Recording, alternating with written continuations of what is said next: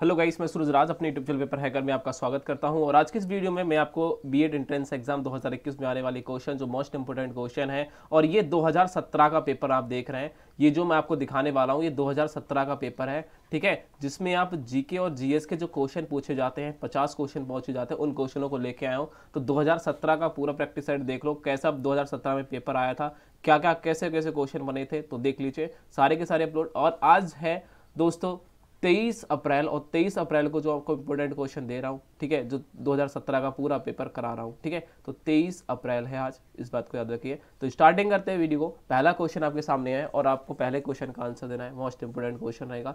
भारत के संविधान के अंतर्गत नीति निर्देशक तत्व सिद्धांतों का मुख्य उल्लेख है, तो आपको बताना है, ठीक है, आपको ये बताना है कि भारत के संविधान के अंतर्गत नीति निर्देशक जो तत्व है, ठीक है, कह सकते हैं, उनके सिद्धांतों का मुख्य उद्देश्य क्या है, ठीक है, उनके मुख्य उद्देश्य क्या थे, नीति निर्देशक जो सिद्धांत थे उनके उद्देश्य क्या रहे हैं, वो आपको बताना है, ठीक है। सभी दोस्त कमेंट बॉक्स में बताएंगे, सभी दोस्त कमेंट बॉक्स में बताएंगे, ठीक है। क्या रहने वाला है, नीति निर्देशक जो सिद्धांत थे उसका जो मुख्य उद्देश्य था वो था लोक कल्याणकारी राज्यों की स्थापना करना। क्या था, लोक कल्याणकारी, जो कल्याणकारी राज्य है उनकी स्थापना करना, ये क्या था, एक नीति निर्देशक सिद्धांत का मुख्य उद्देश्य था। नेक्स्ट क्वेश्चन की ओर देख चलते हैं। देखिए नेक्स्ट क्वेश्चन है, सांख्य दर्शन के प्रबंधक हैं, तो सांख्य दर्शन के प्रबंधक कौन थे, वो अभी सभी दोस्त कमेंट बॉक्स में बताएंगे। क्या है प्रबंधक, आपको बताना है प्रबंधक कौन थे, ठीक है। तो प्रबंधक कौन थे आपको बताना है, सांख्य दर्शक के प्रबंधक कौन थे, आप कमेंट बॉक्स में सभी दोस्त आंसर देंगे। क्या रहने वाला है जी, बिल्कुल वो थे कपिल मुनि। क्या थे, कपिल मुनि क्या थे, सांख्य दर्शन के प्रबंधक थे। Option number A is right है। नेक्स्ट क्वेश्चन को चलते हैं। सामूहिक उपभोक्ता का अर्थ क्या होता है, सामूहिक उपभोक्ता का अर्थ क्या होता है, कमेंट बॉक्स में सभी आंसर देंगे। सामूहिक उपभोक्ता का अर्थ क्या होता है, बिल्कुल वो क्या होता है, सामूहिक उपभोक्ता का जो अर्थ होता है वो होता है घरेलू खपत से, मतलब कि घरेलू में जो घर में जो खर्च होने वाला जो खपत होती है उसको सामूहिक उपभोक्ता कहते हैं। Option number A is right रहेगा। नेक्स्ट क्वेश्चन की ओर चलते हैं। नेक्स्ट क्वेश्चन है, निम्नलिखित में से किस किस कह सकते हैं, निम्नलिखित में से किस वस्तु की मांग, ठीक है, लोचदार है। देखिए कौन सी वस्तु की मांग क्या है, लोचदार है। सभी दोस्त कमेंट बॉक्स में बताएंगे किस वस्तु की मांग लोचदार है, सभी दोस्त कमेंट बॉक्स में बताएंगे क्या रहने वाला है। बिल्कुल लोचदार किसकी मांग है, आप कमेंट बॉक्स में बताएंगे। बहुत बढ़िया, चावल, चावल की जो मांगे हैं वो कैसी है, एक लोचदार मांग है, इस बात को याद रखेंगे। ऑप्शन नंबर सी हमारा राइट है। नेक्स्ट क्वेश्चन को चलते हैं। ये 2017 का पेपर है बीएड का, आप देख रहे हैं, जिसमें जीके जीएस के 50 क्वेश्चन मैं आपको क्लियर कराने वाला हूँ। सामान्य ज्ञान के 50 क्वेश्चन जो आए हैं, ठीक है, 2017 में पूछे गए थे, वो सारे क्वेश्चन मैं आपको दिखा रहा हूँ, ठीक है। नकदी रिजर्व अनुपात और खुली बाजार क्रिया निम्नलिखित में से किसके उपकरण है, सभी दोस्त कमेंट बॉक्स में बताएंगे। नकदी रिजर्व अनुपात और खुली बाजार की क्रिया निम्नलिखित में से किसके उपकरण है, सभी दोस्त कमेंट बॉक्स पे आंसर देंगे, सभी दोस्त कमेंट बॉक्स में आंसर देंगे। बहुत ही बढ़िया, ऑप्शन नंबर क्या होगा, बी इज राइट होगा, मौद्रिक नीति। क्या होगा, मौद्रिक नीति। ऑप्शन नंबर क्या है, ये क्या है, ये खुली बाजार और साथ ही साथ रिजर्व, जो नकदी रिजर्व अनुपात है उनके क्या है, एक उपकरण है, ठीक है। Option number B is right रहेगा। नेक्स्ट क्वेश्चन की ओर चलते हैं। नेक्स्ट क्वेश्चन हमारा सामने है, राजस्थान के माउंट आबू में स्थित दिलवाड़ा का जो जैन मंदिर है वो किस धर्म के अनुयायियों द्वारा निर्मित किया गया था। तो जो जैन मंदिर होगा वो जैनियों द्वारा क्या होगा, निर्मित किया गया होगा। तो याद तो रखेंगे इस बात को, हमेशा याद रखिए। ऑप्शन नंबर क्या होगा, option number B is right रहेगा। नेक्स्ट क्वेश्चन की ओर चलते हैं। नेक्स्ट क्वेश्चन है, गीत गोविंद के लेखक कौन थे। भाई गीत गोविंद के लेखक कौन से, 2017 का पेपर देख रहे हैं, पूरा 2017 का पेपर है, ठीक है, याद रखिए। गीत गोविंद के लेखक कौन है, सभी दोस्त कमेंट बॉक्स में बताएंगे गीत गोविंद के लेखक कौन है। बहुत ही बढ़िया, जयदेव है। गीत गोविंद के लेखक कौन है, गीत गोविंद के लेखक कौन है, भाई जयदेव है, इस बात को याद रखेंगे, ठीक है। जयदेव क्या है, गीत गोविंद के लेखक है। ये एक क्या था, काव्य था, ठीक है। नेक्स्ट क्वेश्चन की ओर चलती है। 8वां क्वेश्चन आपके सामने है, दिल्ली का वह कौन सा सुल्तान था जिसने, देखिए, जिसने खलीफा से, देखिए, खलीफा से किसी भी प्रकार का क्या कहा, पदवी ग्रहण नहीं की थी। तो आपको बताना है, जो पदवी ग्रहण नहीं की थी, खलीफा से किसी भी प्रकार की पदवी ग्रहण नहीं की थी, वो कह सकते हैं जो दिल्ली का कौन सा सुल्तान था। आप सभी दोस्त कमेंट बॉक्स में आंसर देंगे। 8वें का आंसर क्या रहने वाला है, फटाफट फटाफट कमेंट बॉक्स। बहुत ही बढ़िया, जलाउद्दीन खिलजी था। Option number C is right है, ठीक है, जिसने क्या है खलीफा से जो क्या हुआ किसी प्रकार की भी क्या थी पदवी ग्रहण नहीं की थी। तो ऑप्शन नंबर क्या है C is right, Jalaluddin Khilji. Next question की ओर चलते हैं। हमारे सौरमंडल का कौन सा ग्रह आकार में पृथ्वी के समान है? सभी दोस्त कमेंट बॉक्स में बताएंगे हमारे सौरमंडल का कौन सा ग्रह आकार में पृथ्वी के समान है। सभी दोस्त कमेंट बॉक्स में बताएंगे, सभी दोस्त कमेंट बॉक्स में आंसर देंगे। बहुत ही बढ़िया, ऑप्शन नंबर सी शुक्र है वो पृथ्वी के समान है। ठीक है, शुक्र क्या है पृथ्वी के समान है। ठीक है, शुक्र को पृथ्वी की बहन भी कहते हैं, चमकीला सबसे चमकीला तारा भी कहा जाता है, ग्रह भी कहा जाता है। नेक्स्ट क्वेश्चन को देखिए, यहाँ निम्नलिखित में से किस ग्रह के अपनी उपग्रह नहीं है? देखिए कह रहा है कि किस ग्रह के अपने उपग्रह नहीं है, ऐसा कौन सा ग्रह है जिसके अपने उपग्रह नहीं है? ठीक है, कमेंट बॉक्स में सभी आंसर दोगे, कमेंट बॉक्स में सभी आंसर। देखिए मंगल का भी होता है लेकिन बुध ग्रह के कोई उपग्रह नहीं होते। ऑप्शन नंबर यहां सी इज राइट रहने वाला है, बुध ग्रह का कोई भी उपग्रह नहीं होता है, याद रखेंगे। ठीक है, बुध, देखिए याद रखिए बुध और शुक्र जो ग्रह है सौरमंडल के वो ऐसे ग्रह हैं, बुध और शुक्र, यहां शुक्र भी आ जाता तो भी आप याद रखिए, तो भी आपको क्या होता, कोई भी बुध और शुक्र के कोई भी उपग्रह नहीं होते हैं, इस बात को याद रखेंगे। ठीक है, और जो बुध ग्रह होता है वो सबसे छोटा ग्रह होता है और जो सूर्य के निकट होता है। ये जो सो है बुध, ये सबसे छोटा ग्रह होता है और ये क्या होता है सूर्य के कहाँ होता है, सबसे निकट होता है। ठीक है, इस बात को याद रखेंगे। और शुक्र और बुध के क्या होते हैं, कोई उपग्रह नहीं होते। ठीक है, इस बात को याद रखेंगे। नेक्स्ट क्वेश्चन को चलते हैं। 11वां क्वेश्चन है, वायुमंडलीय दशा के अध्ययन को क्या कहा जाता है? वायुमंडलीय दशा के अध्ययन को क्या कहा जाता है? ये क्वेश्चन 2017 में पूछा गया था। कमेंट बॉक्स में आंसर देंगे सभी दोस्त, कमेंट बॉक्स में आंसर। वायुमंडलीय दशाओं के अध्ययन को क्या कहा जाता है? सभी दोस्त कमेंट बॉक्स में आंसर देंगे। ठीक है, उसे कहा जाता है मीटियोलॉजी। ऑप्शन नंबर क्या होगा? Option number B is right रहेगा। नेक्स्ट क्वेश्चन की ओर देखिए, 12वां क्वेश्चन हमारे सामने है, विश्व की सबसे बड़ी नदी द्वीप, ठीक है, मांजुली किस राज्य में अवस्थित है? आपको कमेंट बॉक्स पे सभी दोस्तों को आंसर देना है, किस में है। देखिए विश्व की सबसे बड़ी नदी जो द्वीप कह सकते हैं माजुली है, वो कहाँ स्थित है, किस राज्य में स्थित है? कमेंट बॉक्स में सभी दोस्त आंसर देंगे, कमेंट बॉक्स में सभी दोस्त आंसर देंगे। बहुत ही बढ़िया, वो कहाँ, असम में स्थित है। कौन से राज्य में स्थित है? असम में। माजुली जो है द्वीप वो कहाँ स्थित है? आप कहेंगे वो असम में स्थित है। Option number B is right है, option number B is next question की ओर चलते हैं। 13वां क्वेश्चन आपके सामने है, पश्चिमी घाट की ऊपरी भाग को किस नाम से जाना जाता है? पश्चिमी घाट की ऊपरी भाग को किस नाम से जाना जाता है? 2017 का पेपर देख रहे हैं, पूरा 2017 का पेपर देख रहे हैं आप, जो जीके जो समान ज्ञान, समान कह सकते हैं, समान साइंस कह सकते हैं। ठीक है, समान ज्ञान से आधारित जितने 50 क्वेश्चन पूछे जाते हैं उन क्वेश्चनों को मैं आपको दिखा रहा हूं। ठीक है, तो पश्चिमी घाट की उत्तरी, देखिए कह रहे हैं जो उत्तरी भाग को किस नाम से जाना जाता है? तो कोकल तट के नाम से जाना जाता है। इस बात को याद रखिए, पश्चिमी घाट की जो उत्तरी भाग है उसे किस नाम से जाना जाता है? कोकल तट के नाम से जाना जाता है। और ये 2018 में भी ये क्वेश्चन लगातार पूछा गया था, तो इसको इस अच्छे तरीके से याद कर लेना है। नेक्स्ट क्वेश्चन की ओर चलते हैं। किस प्रजाति, देखिए किस प्रजाति के वृक्ष नीलगिरी में समान रूप से मिलते हैं? तो आपको बताना है किस प्रजाति के जो वृक्ष होते हैं वो नीलगिरी में समान रूप से मिलते हैं। सभी दोस्त कमेंट बॉक्स में बताएंगे 14वें का आंसर क्या रहने वाला है। 14वें का आंसर क्या रहने वाला है? जो समान रूप से नीलगिरी में मिलते हैं, आपको बताना है कौन से प्रजाति के वैसे वृक्ष है। तो आप कहेंगे यूकेलिप्टस है, उसके जो प्रजाति के जो वृक्ष होते हैं वो नीलगिरी के समान रूप से मिलते हैं। ऑप्शन नंबर क्या होगा? सी इज राइट रहेगा। नेक्स्ट क्वेश्चन की ओर चलते हैं। नेक्स्ट क्वेश्चन आपका सामने 15वां क्वेश्चन आ चुका है और यहाँ आपको मेल बताना है, अध्ययन किया जाता है, जैसे कि चंबल किया जाए, सोन, ठीक है, और मानसन, ये क्या है? अब ये मुख्य नदियां हैं, सहायक नदियां हैं। तो आपको ये सहायक नदियां में बताना है किससे मिलती हैं। ठीक है, सही क्रम क्या रहने वाला है? कमेंट बॉक्स में सभी दोस्त आंसर देंगे। 15वें का आंसर क्या रहने वाला है? ठीक है, 15वें का आंसर क्या रहने वाला है? ए और बी, मतलब क्या है? चंबल, सोन नदी, ये क्या है? एक सहायक नदियां हैं। ठीक है, अब यहाँ देखिए ऑप्शन जो सही नहीं है, यहाँ के देखिए कह रहा है ऐसा उपरोक्त में से आपको बताना है जो सही नहीं है। सही नहीं है, option number B is right है। ठीक है, 15वें का बी ऑप्शन, मतलब कि चंबल नदी और सोन नदी क्या है? ये क्या है? ये एक सहायक नदियां नहीं है। ठीक है, इस प्रकार से कह सकते हैं ये नर्मदा और इनकी सहायक नदियां नहीं है। लेकिन जो मानसन है वो क्या है? ब्रह्मपुत्र की एक सहायक नदी है। ये बात राइट है। तो ऑप्शन नंबर क्या है? यहाँ नहीं पूछा है, तो ऑप्शन नंबर ये दोनों गलत हो गए। ठीक है, option number B is right रहेगा। नेक्स्ट क्वेश्चन को चलते हैं। देखिए गोछा नामक जो संगठन है निम्नलिखित में से किस धर्म से संबंधित था? बताइए, जो गोछा नामक जो संगठन था, ठीक है, जो गच्छा नामक कह सकते हैं, जो गच्छा नामक संगठन था वो निम्नलिखित में से किस धर्म से संबंधित था? सभी दोस्त कमेंट बॉक्स में आंसर देंगे। ठीक है, क्या रहने वाला है बताइए? वो था जैन धर्म से। किससे था? जैन धर्म से। ऑप्शन नंबर क्या है? सी इज राइट रहेगा। ठीक है, जो गच्छा नामक जो संगठन था निम्नलिखित में से किस धर्म से संबंधित था? वो जैन धर्म से संबंधित था। बहुत ही क्वेश्चन इंपोर्टेंट है, 2017 का पेपर आप देख रहे हैं। निम्न में से कौन सा लोकतंत्र की व्यवस्था के लिए, ठीक है, अप्रवाही है? आपको बताना है कमेंट बॉक्स में क्या रहने वाला। लोकतंत्र व्यवस्था के लिए अप्रवाही है, तो कमेंट बॉक्स में सभी दोस्त आंसर देंगे। 17वें का आंसर क्या रहने वाला है? बहुत ही बढ़िया।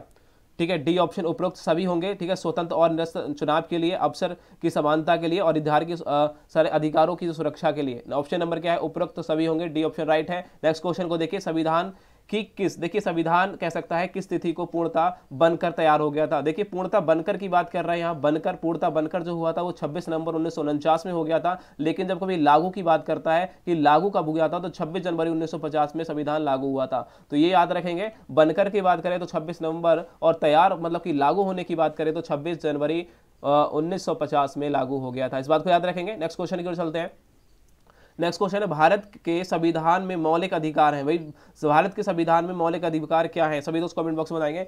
जो भारत का संविधान है उसमें मौलिक अधिकार हैं, बताइए कमेंट बॉक्स में सभी दोस्त आंसर देंगे। बताइए क्या रहने वाला है, कमेंट बॉक्स में सभी दोस्त आंसर देंगे। बिल्कुल, वो क्या है, एक मूल अधिक कह सकते हैं, मूल संविधान में एक भाग में है। कौन से हैं, भाग नंबर कह सकते हैं, भाग नंबर 1 में है या फिर किस में है। देखिए भाग नंबर क्या है, 1 में। मूल अधिकार की बात कर रहा है तो भाग यहां बोला गया है कि मूल, देखिए मूल संविधान के भाग नंबर 1 के रूप में क्या है, एक मौलिक अधिकार है। ऑप्शन नंबर क्या है, एज राइट है। नेक्स्ट क्वेश्चन की ओर चलते हैं। नेक्स्ट क्वेश्चन हमारे सामने है, बोला जा रहा है कि इस भारतीय संविधान के किस अनुच्छेद द्वारा यह शर्त लागू कह सकते हैं कि सॉरी शर्त लगाई गई है।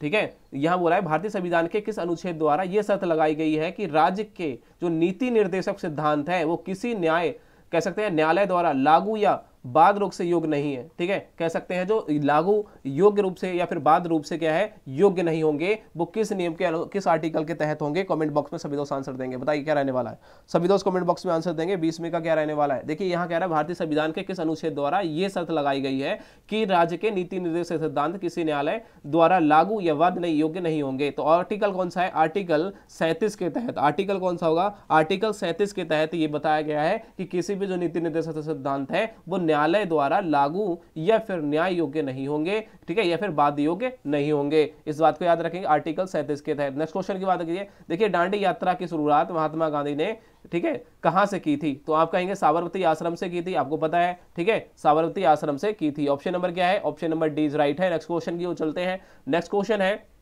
जो थोड़े दिन बाद क्या हो गया था, अवज्ञा आंदोलन बदल गया था, तो नमक के कानून को तोड़ने के लिए यह किया गया था। ठीक है, अवज्ञा आंदोलन चलाया गया था। नेक्स्ट क्वेश्चन को देखेंगे, देखिए यहां से कह रहा है सुप्रसिद्ध वाद INA, ठीक है, मुकदमे से जुड़े जो अधिवक्ता है निम्न में से कौन थे। तो आपको कमेंट बॉक्स में बताना है जो प्रसिद्ध वाद INA है उसके मुकदमे से जुड़े जो अधिवक्ता थे निम्न में से कौन थे। सभी दोस्त कमेंट बॉक्स में बताएंगे। बताइए क्या रहने वाला है, 22 का आंसर कमेंट बॉक्स में सभी दोस्त आंसर देंगे।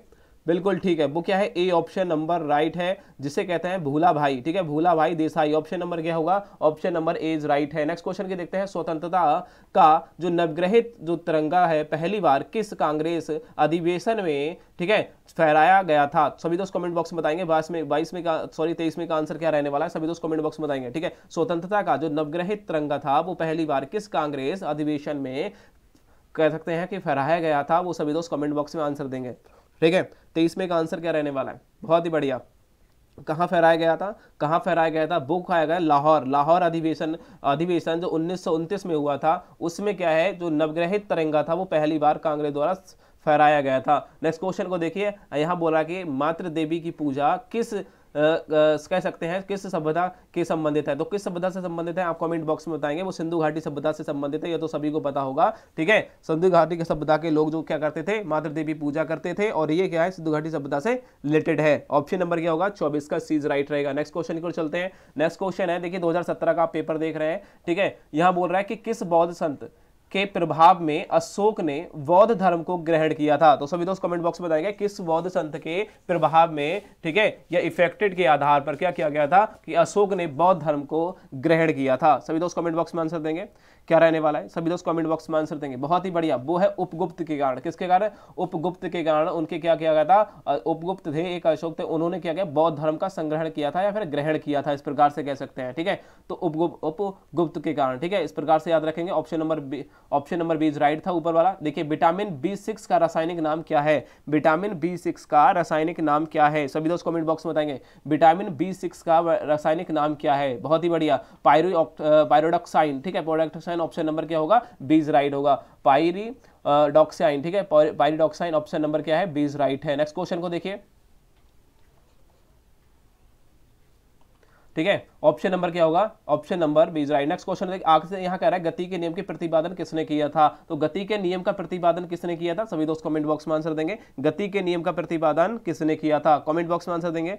गति का प्रतिपादन कितना किया था, गति के जो नियम थे उसके जो प्रतिपादन किया था वो न्यूटन ने किए थे। 3 नियम दिए थे, कौन कौन से, जड़त्व का नियम, गति प्रक्रिया का नियम और बल की परिभाषा। ठीक है, याद रखेंगे तीनों नियम को। यहाँ कह रहा है किस रोग से पीड़ित व्यक्ति को चोट लगने के काफी समय बाद तक भी रक्त लगातार बहता रहता है, उसको क्या होते हैं, उसे कौन से रोग कहते हैं, सभी दोस्त कमेंट बॉक्स में आंसर देंगे। वो विटामिन के के कारण तो होता है, लेकिन इसे क्या बोला जाता है, सभी दोस्त कमेंट बॉक्स में आंसर देंगे। बिल्कुल, उसे हम हीमोफीलिया कहते हैं। इससे क्या होता है, हीमोफीलिया का जो व्यक्ति किसी चोट लग जाती तो उसका रक्त क्या है, काफी टाइम तक बहता रहता है।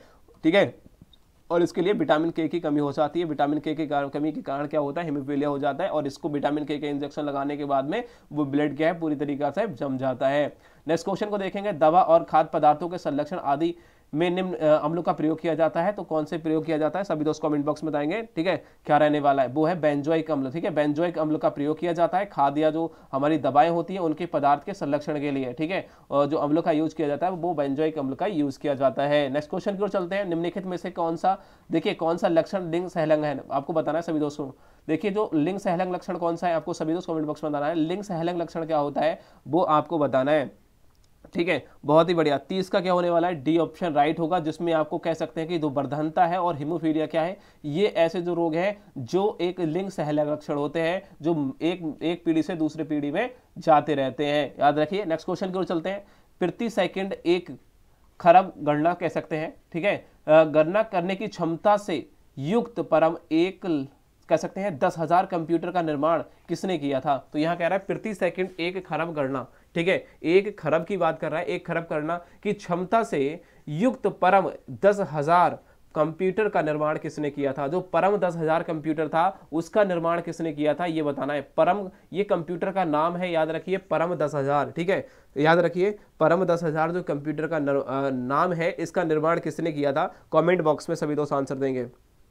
बहुत ही बढ़िया, किसने किया था, ये जो है निर्माण किसने किया, वो किया था सी डैक ने। ठीक है, याद रखिए सी डैक ने, सी कह सकते हैं CDAC। ठीक है, याद रखिए ऑप्शन नंबर क्या होगा, option number C is right है। नेक्स्ट क्वेश्चन देखिए, डीपीटी का विस्तार, मतलब कि डीपीटी कह सकते हैं DTP का फुल फॉर्म क्या होगी, कमेंट बॉक्स में सभी दोस्त इसका विस्तार पूर्ण क्या करेंगे, या फिर कह सकते हैं इसकी फुल फॉर्म क्या है, कमेंट बॉक्स में आंसर देंगे। बताइए 32 का आंसर क्या रहने वाला है सभी दोस्त, बहुत ही बढ़िया। डेस्कटॉप पब्लिशिंग, ऑप्शन नंबर क्या होगा, option number A is right है। नेक्स्ट क्वेश्चन की ओर चलते हैं, यहां कह रहा है गुट निरपेक्षता का तात्पर्य क्या है, गुट निरपेक्षता का तात्पर्य क्या है, सभी दोस्त कमेंट बॉक्स में आंसर देंगे। गुट निरपेक्षता का तात्पर्य क्या है, इसका मतलब अर्थ क्या होता है, सभी दोस्त कमेंट बॉक्स में आंसर देंगे। बताइए, बहुत ही बढ़िया, बहुत ही बढ़िया। Option number B is right रहेगा। शक्ति पुंजों के जो पुंजो होते हैं उनके क्या है, तटस्थता को कहा जाता है, या फिर कह सकते हैं तटस्थता, जो तटस्थता होती है उनको क्या होते हैं, शक्ति पुंजों से जो तटस्थता निकलती है उसे हम गुट निरपेक्षता कहते हैं। ये तात्पर्य option number B is right है। नेक्स्ट क्वेश्चन की ओर चलते हैं, 34वां, भारत राष्ट्रीय संघ का सदस्य कब बना। देखिए भारतीय कह सकते हैं जो भारत था वो राष्ट्रीय संघ का जो सदस्य बना था वो कब बना था, कमेंट बॉक्स में सभी आंसर देंगे। वो 1945 में बना था, याद रखिए 1945 में भारत राष्ट्रीय संघ का सदस्य बना था। क्या बना था, भारत था वो राष्ट्रीय क्या था, एक राष्ट्रीय संघ का सदस्य बना था 1945 में। ठीक है, याद रखेंगे 1945 में बना था। ठीक है, और इसमें किस किस ने भाग लिया था याद रखेंगे, तो इसमें क्या थे, पहले चीन था, फ्रांस था, रूस था, इंग्लैंड था, अमेरिका था। ठीक है, ये क्या थे, संघ 5 सदस्य हैं।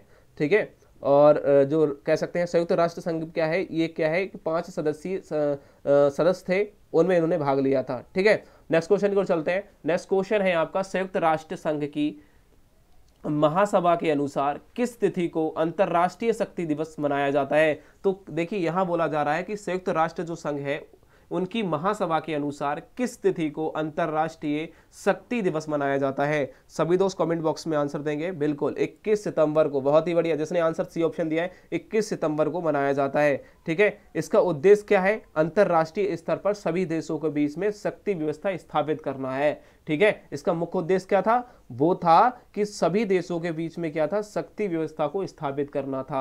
नेक्स्ट क्वेश्चन की बात करते हैं, विश्व व्यापार संगठन का मुख्य उद्देश्य क्या है, विश्व व्यापार संगठन का मुख्य उद्देश्य क्या है, कमेंट बॉक्स में सभी दोस्त आंसर देंगे। ठीक है, कमेंट बॉक्स में सभी दोस्त आंसर देंगे। विश्व व्यापार संगठन का मुख्य उद्देश्य क्या है, सभी दोस्त कमेंट बॉक्स में आंसर देंगे। बहुत ही बढ़िया। विश्व व्यापार जो संगठन है उसका विश्व व्यापार की मात्रा में वृद्धि करना और साथ ही साथ प्रतिबंधकों की समाप्ति करना। ऑप्शन नंबर क्या होगा, option number C is right है। नेक्स्ट क्वेश्चन की ओर चलते हैं। निम्नलिखित में से कौन सा पुरस्कार खेल क्षेत्र से खेल में खेल कह सकते हैं पुरस्कार जो खेल क्षेत्र में, ठीक है, कह सकते हैं प्रशिक्षण के लिए दिया जाता है। प्रशिक्षण के लिए मतलब कि खेल को द्रोणाचार्य पुरस्कार दिया जाता है प्रशिक्षण के लिए। ऑप्शन नंबर क्या होगा, option number B is right होगा। ठीक है, ऑप्शन नंबर क्या होगा, बी इज राइट होगा। ऑप्शन नंबर 37 का बी इज राइट होगा। नेक्स्ट क्वेश्चन की ओर चलते हैं। नेक्स्ट क्वेश्चन है हमारा धर्मशास्त्र, देखिए कह रहा है अर्थशास्त्र का नोबेल पुरस्कार किसके द्वारा दिया जाना प्रारंभ हुआ है। ठीक है, तो आपको बताना जो अर्थशास्त्र था उसका जो नोबेल पुरस्कार, ठीक है, पुरस्कार था किसके द्वारा दिया जाना आरंभ हुआ था। तो यह प्रारंभ हुआ था तो वो हुआ था सेंट्रल बैंक के द्वारा। ठीक है, याद रखेंगे सेंट्रल बैंक के द्वारा। ठीक है, जो अर्थशास्त्र की बात करें तो हमेशा याद रखना सेंट्रल बैंक ही देगी इस चीज को। ठीक है, याद रखिए स्टूडेंट, सेंट्रल बैंक के द्वारा क्या हुआ गया था, इसको आरंभ किया गया था देना। ठीक है, अर्थशास्त्र के क्षेत्र में। नेक्स्ट क्वेश्चन की बात करते हैं। मूर्ति देवी जो साहित्य पुरस्कार है किसके द्वारा दिया जाता है, तो याद रखिए मूर्ति देवी जो साहित्य पुरस्कार है वो किसके द्वारा दिया जाता है। सभी दोस्त कमेंट बॉक्स में आंसर देंगे। क्या रहने वाला आंसर फटाफट, बहुत ही बढ़िया सभी दोस्तों को कमेंट बॉक्स में आंसर आना चाहिए। वो है भारतीय ज्ञानपीठ ट्रस्ट। ऑप्शन नंबर क्या होगा, भारतीय जो ज्ञानपीठ ट्रस्ट है उसके द्वारा भारतीय जो कह सकते हैं मूर्ति देवी साहित्य पुरस्कार दिया जाना प्रारंभ किया गया था। Option number C is right होगा। नेक्स्ट क्वेश्चन को चलते हैं। ठीक है, संयुक्ता जो कह सकते हैं पाणिग्राही का जो संबंध था वो किस नृत्य से था। आपको सभी दोस्तों को कमेंट बॉक्स में बताना है कि संहिता पाणिग्राही का जो संबंध था वो किस नृत्य से था। ये कमेंट बॉक्स में आप बताएंगे। सभी दोस्तों को आंसर देना है। 40 का आंसर क्या रहने वाला है, सभी दोस्त कमेंट बॉक्स में देंगे। बहुत ही बढ़िया। वो किससे था, उड़ीसी से था। क्या था, उड़ीसी। ठीक है, उड़ीसी से था। ऑप्शन नंबर क्या है, option number D is right है। नेक्स्ट क्वेश्चन को चलते हैं। 41वां क्वेश्चन। विश्व के 7 जो प्रमुख कह सकते हैं जो सागरों को पार करने वाली प्रमुख महिला कौन सी थी। ठीक है, तो याद बताना है कि जो आप विश्व के जो प्रमुख 7 जो सागर थे, कह सकते हैं सागरों को पार करने वाली जो प्रथम कह सकते हैं जो प्रथम महिला थी वो कौन थी, उसका नाम आपको बताना है। ठीक है, 7 सागरों को जिसने पार कर दिया था, ठीक है, वो विश्व की कह सकते हैं वो कौन थी, पहली महिला कौन थी, उस महिला का नाम आपको बताना है। ठीक है, वो थी आपकी देखिए चौधरी थी। चौधरी ही पार करेंगे, इस बात को याद रख सकते हैं। ठीक है, तो बुला चौधरी याद रखिए। बुला चौधरी क्या थी, उसने क्या है 7 प्रमुख जो सागर थे उनको पार करने वाली प्रथम महिला बनी थी बुला चौधरी। नेक्स्ट क्वेश्चन को देखते हैं। फ्री थ्रो, देखिए फ्री थ्रो का संबंध किस खेल से है आपको बताना है।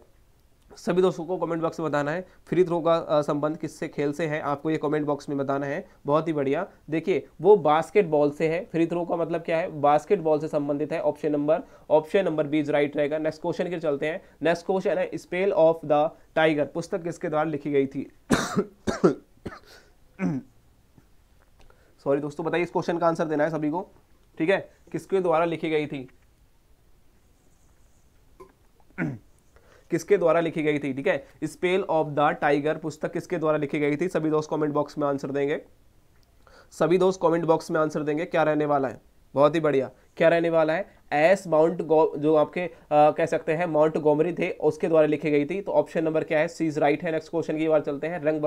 कह सकते हैं जो रंग वर्धनता जो रोग हो जाता है वो किस प्रकार का रोग है आप कहोगे, वो एक अनुवंशिक रोग है। ऑप्शन नंबर क्या है, वो एक पीढ़ी से दूसरी पीढ़ी में जाता रहता है वर्धनता जो रोग होता है। और ये क्या होता है, इसमें लाल और हरे रंग में हम क्या कर सकते हैं, विभेदन नहीं कर सकते, अंतर नहीं बता सकते कि कौन सा लाल और कौन सा हरा है। ठीक है, जिस व्यक्ति को ये चीज होता है और ये एक पीढ़ी से दूसरे पीढ़ी में स्थानांतरित होता रहता है, मतलब कि जाता रहता है। ठीक है, आप में है तो आपके बच्चों में चले जाएगा, आपके बच्चों से उसमें चला जाएगा, ऐसा होता है। उसके बाद है बेरी बेरी रोग, भोजन में किस विटामिन की कमी के कारण हो जाता है। तो बेरी बेरी रोग जो होता है वो विटामिन B1 के कारण हो जाता है, इस बात को याद रखेंगे। बेरी बेरी जो रोग होता है वो विटामिन B1 के कारण हो जाता है। ठीक है, सभी दोस्त कमेंट बॉक्स में आंसर देंगे, विटामिन B1 के कारण हो जाता है। नेक्स्ट क्वेश्चन की ओर चलते हैं। नेक्स्ट क्वेश्चन आपके सामने है, निम्नलिखित में से कौन सा जो वैधानिक मुद्रा का एक उदाहरण है, आपको बताना है।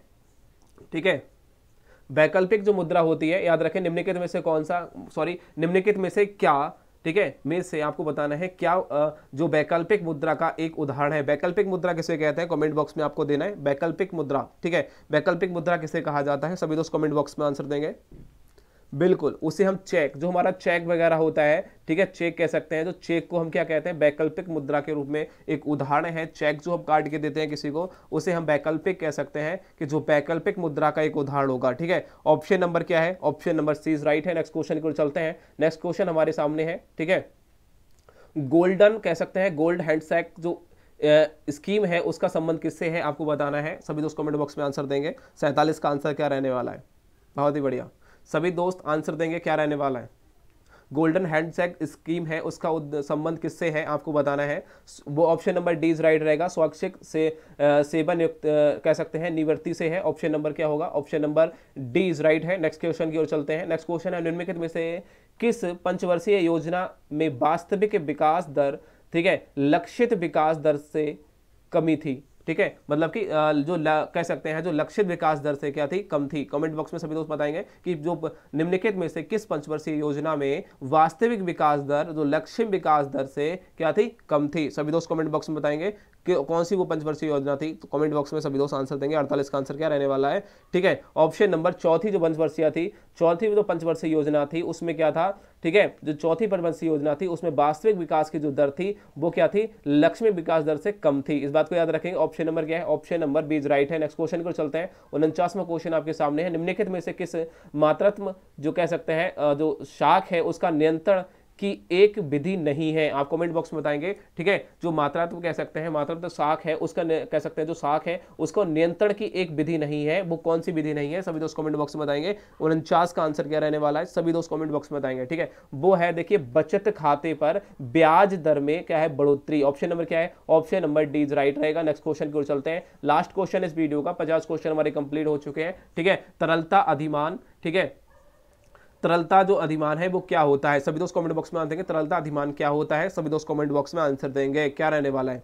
सभी दोस्त कमेंट बॉक्स में आंसर देंगे क्या रहने वाला है। तो 2017 का पेपर है ये, मैंने आपको पूरा क्लियर करा दिया जीके जीएस को। ठीक है, और इसके बाद में हिंदी को मैं शाम को लाइव लेकर आऊंगा, और चैनल को सब्सक्राइब तो बेल आइकन को जरूर प्रेस करना। ठीक है, ऑप्शन नंबर क्या होगा, ऑप्शन नंबर है सी इज राइट है। बैंक जमा, देखिए बैंक जमा करने की जो इच्छा होती है उसे क्या कहते हैं, तरलता अधिमान क्या होता है, तो वो होता है बैंक जमा, देखिए जो कह सकते हैं बैंक जमा जो करने की जो इच्छा होती है उसको कहा जाता है। ऑप्शन नंबर क्या होगा, option number C is right है। ऑप्शन नंबर क्या है, सी इज राइट है। ठीक है, जिसे हम तरलता अधिमान क्या होता है, तो बैंक जमा जो रखने की जो इच्छा होती है, कह सकते हैं जो बैंक में जमा रखने की जो इच्छा होती है, हमारी कोई पैसा जमा रखने की इच्छा होती है, वो तरलता अधिमान कहलाता है। ठीक है, समझ में आ रहा है। नेक्स्ट क्वेश्चन की बात करते हैं, और ये आज इतना ही क्वेश्चन थे। मैं नेक्स्ट वीडियो में हिंदी के कुछ क्वेश्चन लेके आऊंगा जो 50 क्वेश्चन एग्जाम में पूछे गए थे 2017 के एग्जाम में। तो आज की वीडियो कैसी लगी कमेंट बॉक्स में जरूर बताना। मिलते हैं नेक्स्ट वीडियो, तब तक के लिए जय हिंद दोस्तों।